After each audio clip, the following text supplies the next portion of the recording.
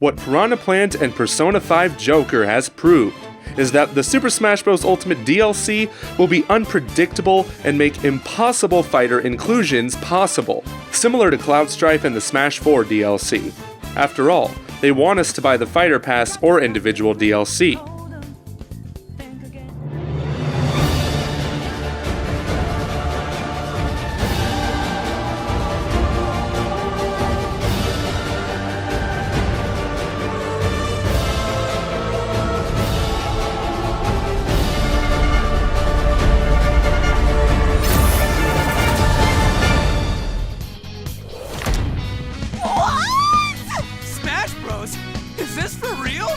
So let's get this discussion going. Right, Conrad?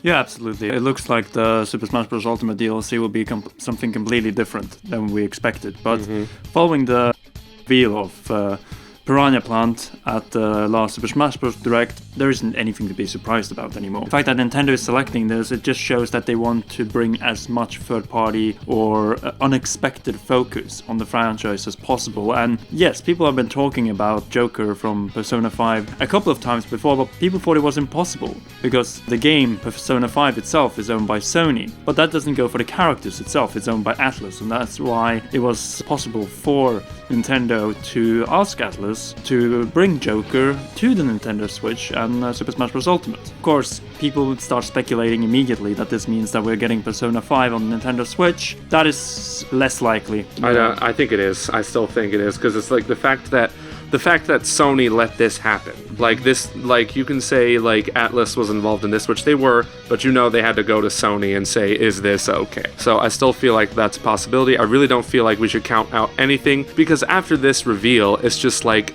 every person that tries to make an argument about game character A or B can't make it into Smash for this reason, those arguments are just getting less and less Well, the only likely. argument that is left now, of course, to begin with, Super Smash Bros. Ultimate has been a record-breaking experience from day one. First with Everyone Is Here, now with pretty much everything is possible. There are a few rules, of course, that still apply. Those are game characters and Japanese game characters. So far, those have not been broken. They will be broken, though, with Banjo-Kazooie, as usual. But then again, they're talking about unpredictable choices. Exactly. And Reggie also mentioned that it will be unexpected.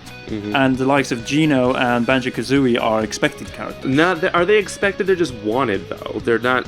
I don't think anybody who thinks Banjo-Kazooie they want Banjo-Kazooie are expecting it. So, I don't know. That argument goes both ways. I still feel like they would want to listen to the fans, because the fans are the ones that made this roster to begin with. Like, Ridley would not be in Smash if there was not an outcry for Ridley at all. And there's a huge outcry for, of course, Banjo-Kazooie and Geno. So I still feel like they're possible. I really don't feel like we can just say they're not likely because of reasons A, B, and C, because we don't know. We just don't. Yeah. And the way I see this at this point is that Nintendo wants to use the DLC opportunity to bring in characters that they, well, for one, maybe couldn't bring into the base roster because the games came out after 2015 or even 2016, and that is a perfect example of Joker from Persona 5, though that game came out last year. Was we knew about it a long time ago because Too it long. was delayed multiple times, but that's how it is with Atlus and Square Enix. It's pretty much the same thing. But it's like everything is at this point possible. What this is just showing is that Sakurai and Nintendo know exactly what they're doing with this DLC. The quality will be sublime. Piranha Plant was, of course, a troll, but it was a free troll, so it didn't take up any space. And seeing that this is the first DLC pack, also named Joker, will include a Persona 5 stage. It will include Persona 5 music, which is amazing. That's incredible. And of course, a very unique moveset. You can't have the turn-based gameplay, of course. They won't, but it'll be a part of the final Smash, definitely. Oh, definitely. Like he'll do some weird Persona thing and then just destroy them. It's like item so Persona, awesome. Sword, weapons. Yeah, so I still have not played Persona 5 yet. I'm gonna wait and see if that Switch rumor is true. If not, I'll just buy it on PS4. I played parts of it. it, but it of course requires a lot of dedication. Of It's course. a game that is multi-layered. One is the gameplay itself, where you battle the personas, and the other one is of course your daily life, and that's why it also requires a lot of commitment. But it's one of the greatest games that came out last year, and the inclusion of Joker in Super Smash Bros. Ultimate is a perfect inclusion because one, it's a Japanese game character. I think they couldn't have found a more Japanese game character than Joker from Persona 5. He's incredibly popular in Japan, and also in the West following the launch of Persona 5, because Persona 5 came out in 2016 in Japan. It was only didn't it? Yeah, I forgot about it was only in the West that it came out in 2017, and I feel like we could see more of these characters that are relevant. I will say that they had games in the last few years or so. Then the question is, will it only be third-party games?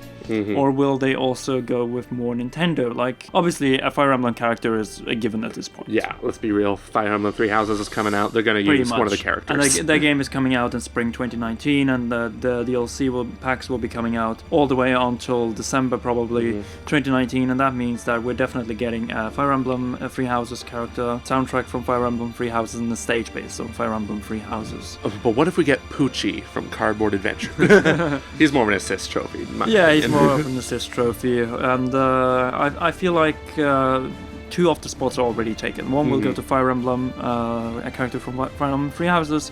The other one is already Joker, as we know. Joker, I think, will be April, maybe. I'm thinking launch. April. It is the first challenger, so as soon as February or March, and February. Because Piranha Plant is coming in February. Oh, that's right. Then it's got to be March or April. Yeah, most definitely. Something like that. It's a perfect fit. Show the moveset in Smash Direct in March or January, depending on. But I don't think we'll see this character out until April because they want to phase out all of these DLC packs gradually, and also have one of the DLC announced in the E3 Nintendo presentation next year. That's for sure. And I was just thinking, like, when we made that video, is Nintendo holding back potential DLC fighters? A lot of people got mad at us because we said, like, why would Nintendo choose characters that are not their own? And then, oh hey, Nintendo said, let's put a Sony character in this game. Well, so it's technically Atlas, but it's owned by Sony still. So like, the fact that they even mentioned that means what else did they even mention? So yes, we will gladly take the L on that thing, but still, it is very fascinating to see. And I was not upset at all when I saw that envelope with the Smash stamp on it. That was just out of left field.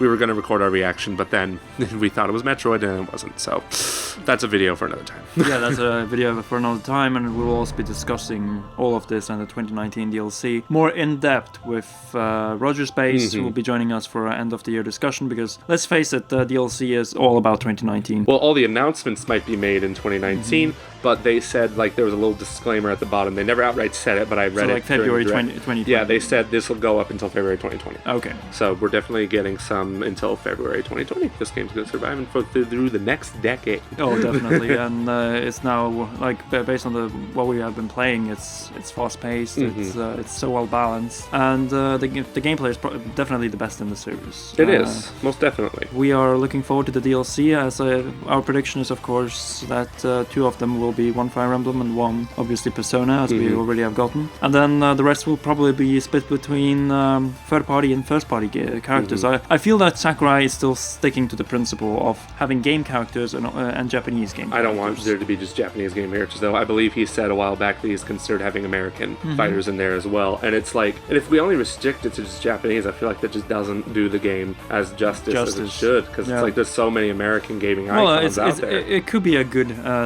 step for the franchise, and the next step for Super Smash Bros. Now that it's been only stuck in a Japanese path, you could say that King K. Rool is, but it's owned by Nintendo, even though it was a character created originally by Rareware.